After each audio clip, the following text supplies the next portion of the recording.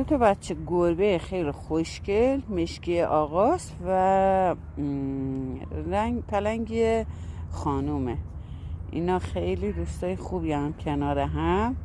بعضی اوقات هم اینجوری میخوان پدر هم رو در بیارن. اسم این یکی رو گذاشتم مخمل، اسم این یکی رو گذاشتم پلنگ خانوم. حالا همسرن فکر کنم با هم.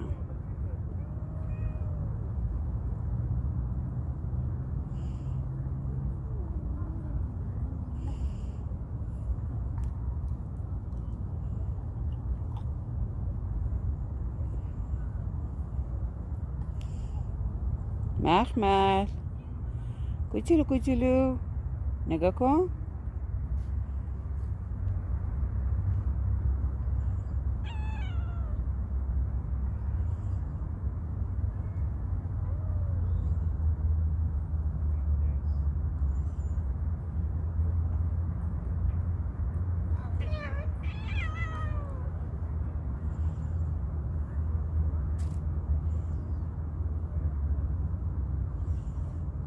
دیگه خسته شد.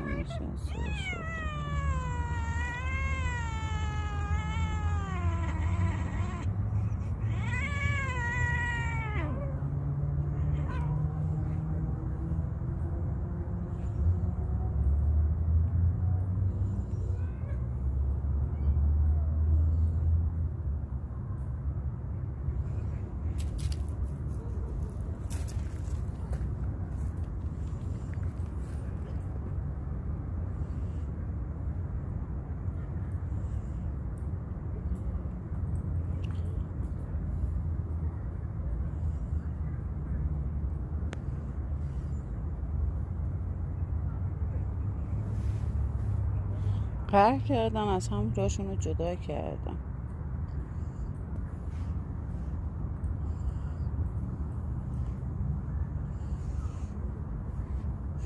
مشکیه میخواد بره منتش رو بکشه چون آقاه، اونم که خانومه اصلا محلش نمیده، داره میره. و خانم های عزیز سعی کنین شما همین جور باشین، اصلا محل آقاتون رو ندین. ولی آقا همچنان داره دنبالش میره منت کشی. نگاه کنین. نگاه کنین.